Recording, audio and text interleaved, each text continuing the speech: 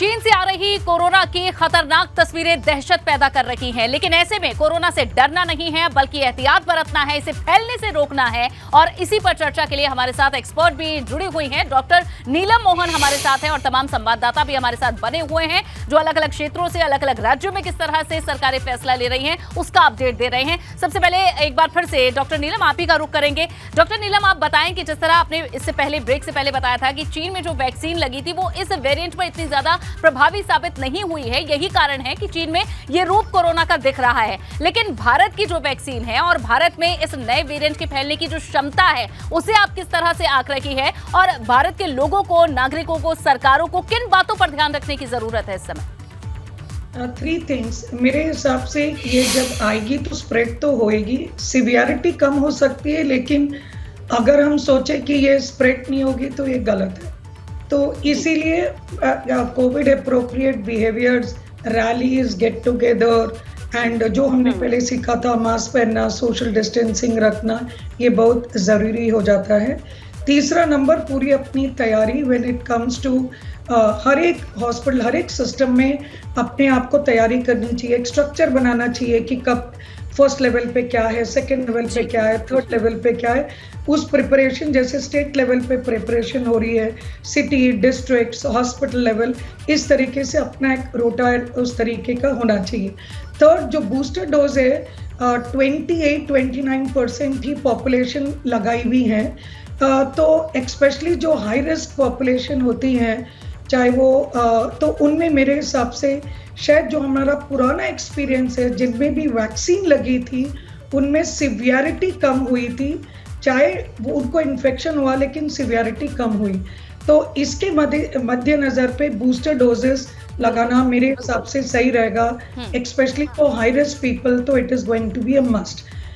Children में मेरे हिसाब से सिवियरिटी इतनी नहीं रहेगी, बिकॉज हमारा जो एक्सपीरियंस था 90% ऑफ द पॉपुलेशन को एक नेचुरल इन्फेक्शन हो गई थी, और नेचुरल इन्फेक्शन की इम्यूनिटी कहते हैं कि वैक्सीनेशन से भी बेटर होती है। बिल्कुल। तो इसीलिए हमारी जो स्थिति है डॉक्टर मोहन, वो बताया जा रहा है कि बाकी देशों से बेहतर है, खासतौर पर चाइना से बेहतर है, जहां उसमें जो इस वक्त तस्वीरें चाइना से निकल कर आ रही हैं, भारत में संभावित है कि ऐसी तस्वीरें हरगिज नहीं होंगी, और ऐसी ही ईश्वर से प्रार्थना भी हर कोई करता है। अब अपने संवाददाताओं के पास एक बार जरूर चलेंगे। अविनाश, सबसे पहले आपका रुख कर लेते हैं। अविनाश, बताएं कि सरकारें किस तरह से एक्टिव हो रही हैं, ये आपने बताया, लेकिन दिल्ली के बाजार, दिल्ली की भीड़ भाड़ वाले जगहें और अस्पतालों की स्थिति क्या है? क्या वहां पर एक्टिविटी तेज हो गई है इस कोरोना के प्रहार को लेकर? देखिए, अगर बाज़ारों की बात की जाए तो बाज़ारों में किसी तरीके से प्रतिबंध नहीं लगाया है। जरूर वहाँ पे जो दिल्ली डिफेंस के लोग हैं वो वहाँ पे आके सैनिटाइजर बांट रहे हैं और उसके साथ साथ लोगों से अपील कर रहे हैं लगातार कि दूरी बना के रखें। लेकिन बाज़ार में अभी किसी तरीके से न बंदी की गई है, न बाज़ार में किसी तरीके से कोई प्रिकॉशन के लिए कोई आदेश जारी किया गया है। जहाँ तक बात रही अस्पतालों की, तो अस्पतालों में बेड रिजर्व जरूर रखे गए हैं, लेकिन चूँकि केसेस अभी बढ़ना शुरू नहीं हुए हैं, अभी चूँकि यहाँ दिल्ली की अगर बात करें तो स्थिति सामान्य है, किसी भी तरीके से कोई केस में बढ़ोतरी नहीं हो रही है। लेकिन जैसे जैसे केसेस में अगर बढ़ोतरी सामने आती है, तब उसके बाद अगर तो अस्पतालों का रिजर्व होना शुरू हो जाएगा। फिलहाल अगर बात करें तो अस्पतालों को कहा गया एहतियातन के तौर पर रिजर्व करके बेड रखें, लेकिन अगर कोई आपातकालीन मरीज आता है तो तैयार रहिए। जैसे ही कोरोना का हमला बढ़ता है तो तैयारी पूरी होनी चाहिए, वो कवच सुरक्षा का तैयार रहना चाहिए। और शैलेश का रुख कर लेते हैं, लखनऊ में इसे लेकर क्या स्थिति है ये भी जान लेते हैं। शैलेश, बताएं कि लखनऊ में कई बहुत ऐसे इलाके हैं जहां पर भीड़ बेतहाशा रहती है, रेलवे स्टेशन हो और अस्पतालों में। पूरे देश की स्थिति हमने देख ली, उसमें उत्तर प्रदेश भी अलग नहीं था। तो ऐसे में लखनऊ में कितनी तैयारी है अस्पतालों में और भीड़ भाड़ वाले इलाकों को लेकर? देखिए अनु, अभी हमने आपको रेलवे स्टेशन का एक नज़ारा दिखाया था, बहुत से लोग बिना मास्क के थे। दूसरा नज़ारा दिखाया जब खुद लखनऊ के डीएम यहाँ पर मास्क बांटने पहुँचे थे और लोगों को मास्क का वितरण किया। एक तीसरा नज़ारा भी देख सकते हैं, यहाँ पर तमाम लोग हैं जिन्होंने मास्क लगाए हैं, और ये वो मास्क नहीं है जो डीएम ने यहाँ पर बांटे हैं, बल्कि ये वो मास्क हैं जो लोगों के अपने हैं। यानी इसका मतलब कि लोगों में खुद भी अवेयरनेस है, जागरूकता है, खुद भी वो लोग मास्क का इस्तेमाल कर रहे हैं। तो उनसे बात करते हैं। सर, क्या नाम है आप? आर.के. त्रिवेदी।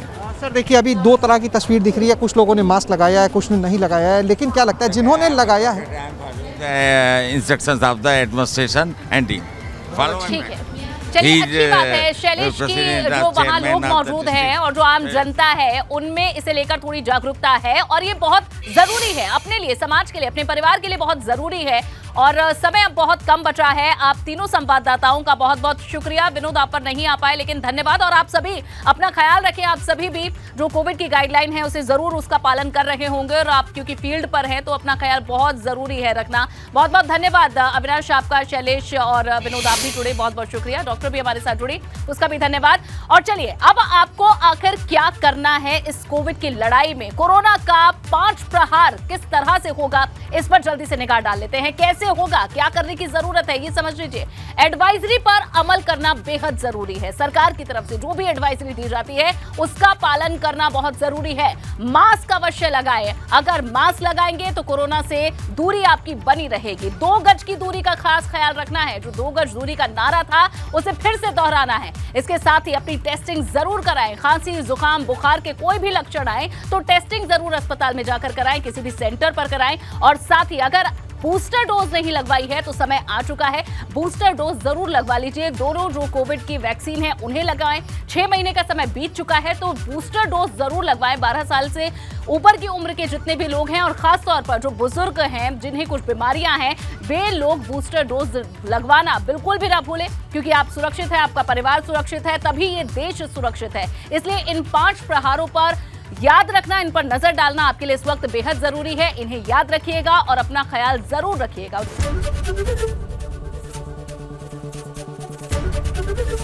एबीपी गंगा, खबर आपकी, जुबान आपकी।